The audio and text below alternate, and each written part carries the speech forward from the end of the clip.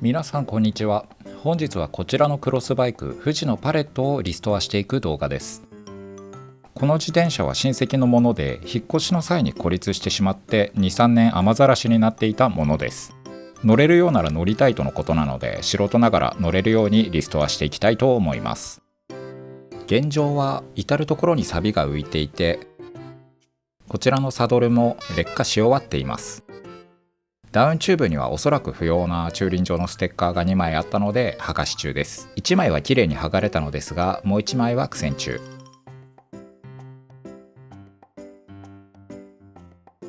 意外とスポークやハブ、リムは綺麗な状態です。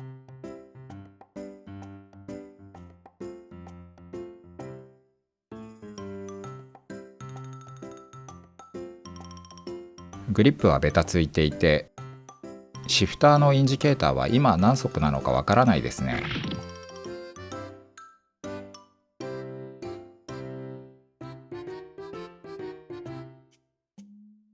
何より目を引くのがこのワイヤー類。アウターが裂けて分離していますが、インナーワイヤーとも違う。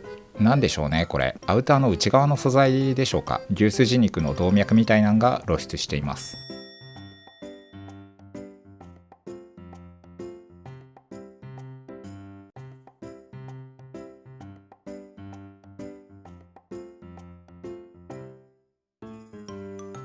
フレームは多少傷はありますが、ひびはなさそうなので、全体的にパーツを交換すれば乗れそうです。ざっと交換パーツを洗い出してみたところ、合計金額が26,000円。思いのほか高いですね。鉄フレームのなんちゃってスポーツバイクなら買えてしまいそうです。修理費用は出してくれるとのことなので、見積もりとして送ったのですが、その程度だったら全然いいよとブルジョワジーな回答をいただいたので、いろいろ購入していきます。まずはいらないもの、こちらのフロントシフターとフロントディレイラーを外しました。試し乗りするためにチェーンをそのままにしたかったので、ここを切断して外しています。個人的には街乗りでフロント3速は必要ないと思うので、チェーンリングをナローワイドにしてフロントシングルにしちゃおうと考えています。あともうちょっと現状確認をしたいなと思ったので、スプロケットを見てみます。買い替え予定で見積もりにスプロケを入れてたんですけど、もしかしたらまだ使えるんじゃないかなと思ったので外して洗ってみます。まだワイヤーはいじりたくないので、空気を抜いて後輪を外します。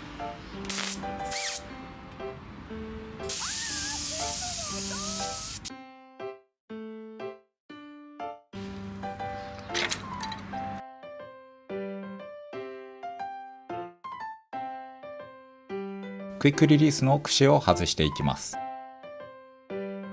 なんかバネが逆向きについていました。これが取れない。櫛が引っかかって取りづらかったのですが、理由はこれです。先端が曲がってしまっています。クイックリリースの櫛も追加で購入します。スプロケを外します。スプロケットリムーバーとロックリングリムーバーをセットして力を込めます。硬い。すごい硬い。そんな時は鉄パイプで延長。これ今は使ってないサドルですが、このモンキーレンチにフィットするので捨てられないんですよね。バキバキ音を立てて回ります。よくブリサン。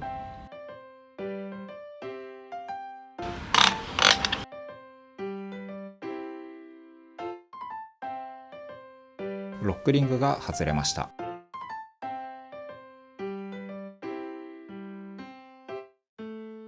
ハブ側を少し掃除します。ここにもグリスが残っていますし、フリーもぬるぬる回るのでグリスは流れてなさそうですが、後で開けて見てみます。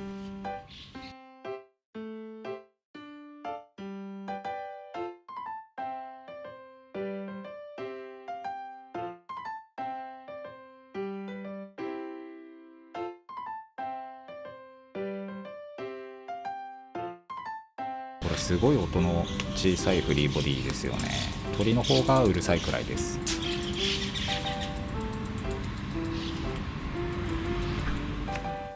そしてようやくスプロケットの掃除に取り掛かります。556を思いっきり吹きつけてナイロンブラシでひたすらこすります。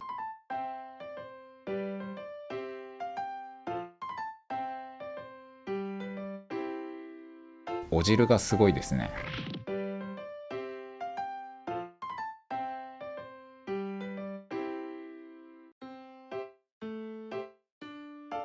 一回汁を捨ててもう一度同じ工程を踏みます。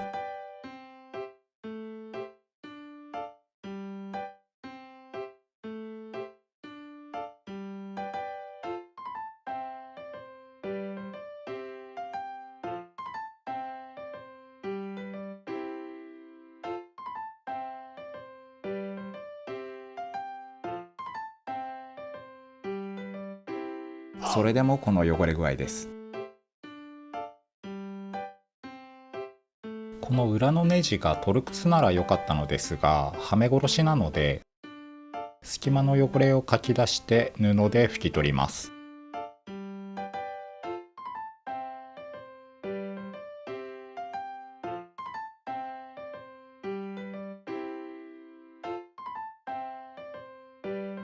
あらかた綺麗になったのですが、そもそも黒のスプロケットって掃除具合がわからなくてやりがいがないので、誠に勝手ながらやっぱり交換します。試し乗りも満足したので、チェーンを切断してリアディレイラーも外します。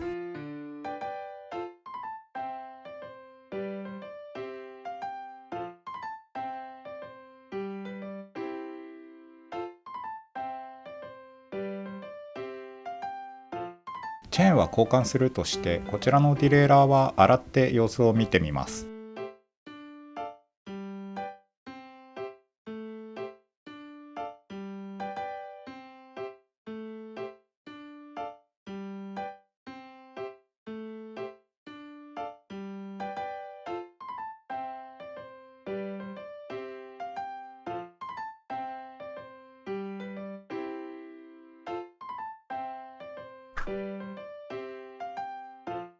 サビのように見えたのですが、556でこすってみるとスルリと落ちました。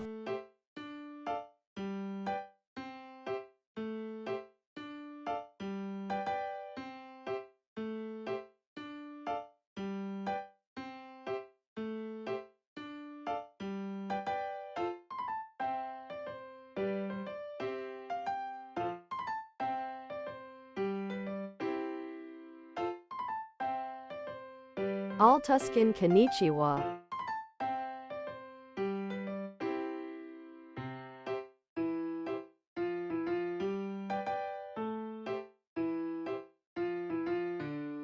このディレイラーのプーリーは調べてみるとブッシュ式だったので、分解して掃除をしていきます。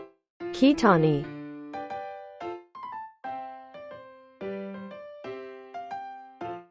これ最近掃除するときに使っている道具でして、歯医者で歯石を取るときに使用されるスケーラーと呼ばれるものです。アリエクで3本セット300円くらいで売っていたので買ったのですが、自転車の掃除にめちゃめちゃ使えます。油、泥、サビの融合体がごそっと取れるので気持ちがいいです。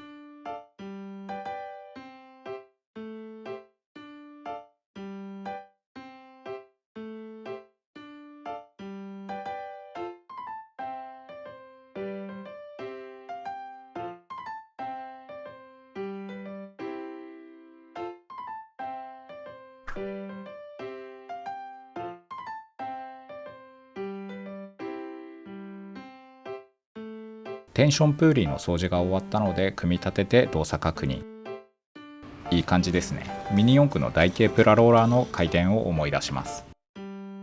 ちょっと取りづらいですが、こちらのガイドプーリーも外して掃除します。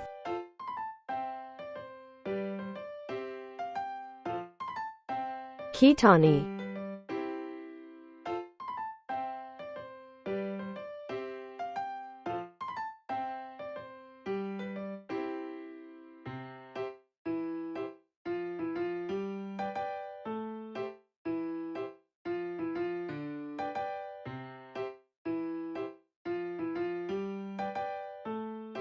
終わったので組み立てて動作確認。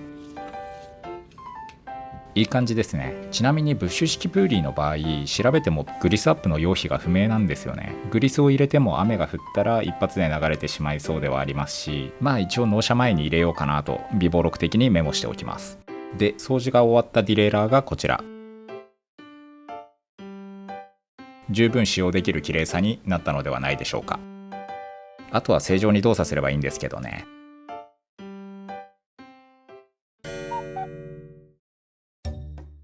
購入していたいろいろなものが届きましたのでつけていきたいと思います。まずはこちら、シルバーのスプロケが届きました。 Z のやつですね。ちょっと前にダージャン号のチェーンガードを買ったメーカーです。こちらは前のと同じカセット用の8速で、規格はシマの HG、 こういうスプラインのうちの1個が細いやつですね。これをはめていきます。またハブの掃除の時に外すと思うので、スプレーグリスの塗布と軽めの力で締めていきます。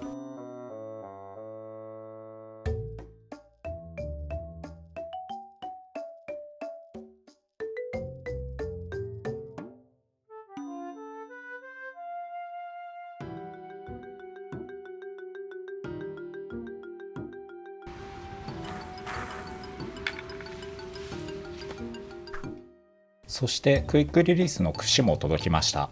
パレットのフレームのエンド幅を測ると 130mm だったのですが、リアのクイックリリースの櫛ってだいたい 135mm で売られてますよね。まあ 5mm 余計に外に出るくらいなので気にならないかと思って購入しました。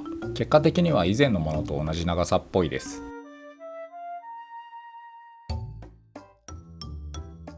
つけてみたところシンプルでかっこいいですね。これあとはグリップとチェーンとシフターを交換します。グリップはこんな感じのものを買ったんですけど、商品イメージがこれで、実物はなんかパープルの割合が多いですよね。微妙にイメージと違っていて、別のものにしようか検討中です。何より犬が可愛い。この犬世界で一番可愛いですよね。次、チェーンが届いたのでディレイラーを取り付けてチェーンをつけていきます。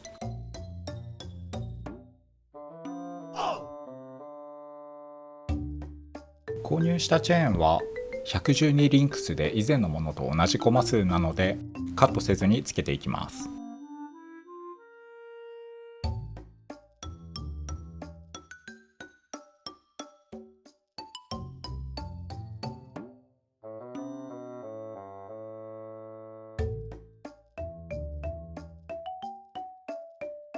コネクティングピンで固定します。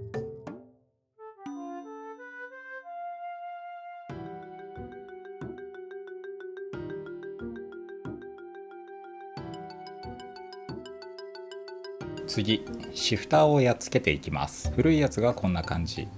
この劣化した樹脂のところ以外は問題なさそうなので、ここだけ直せればよかったんですけどね。購入したものはこちら。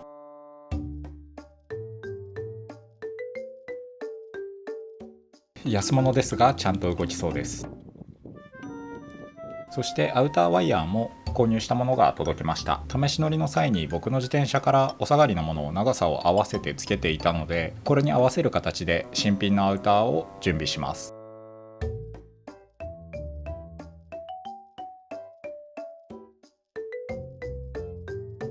カットして穴を整えて注油してエンドをつける、この作業にもだいぶ慣れてきました。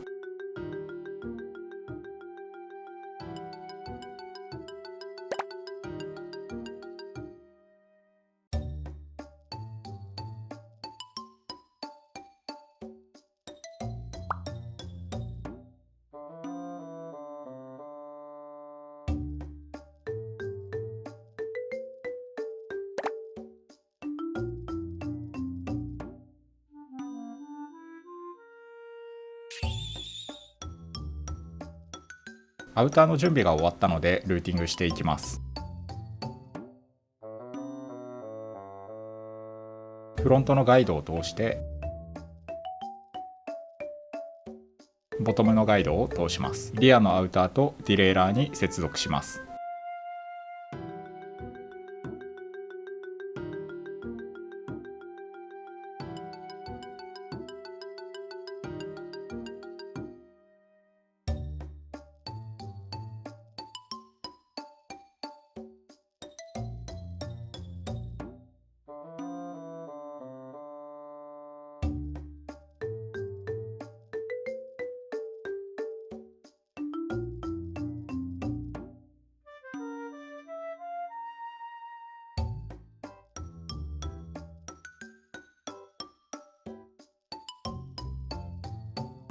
そして変速を確認中です。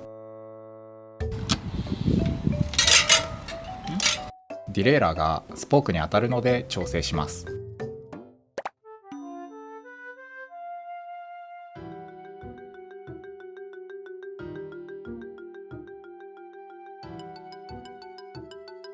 調整後、若干シャラシャラスポークに当たるんですよね。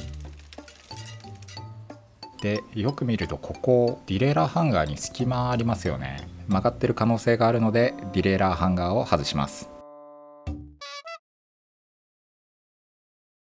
その結果曲がってますよね。これディレイラーハンガーも追加購入です。多分クロートはディレイラー外した時に気づいたんでしょうね。まだ動画が長くなりそうなので次回に引き継ぎたいと思います。残っている作業としては、ここのディレイラーハンガーの交換とブレーキ系統の掃除と交換、サドルペダル交換、クランク BB 周りの掃除&交換、あとはハブとヘッドパーツのグリスアップぐらいですかね。あと1本でまとめられれば良いのですが、よろしければ高評価とチャンネル登録をして次回作をお待ちください。ご視聴ありがとうございました。良い自転車ライフを。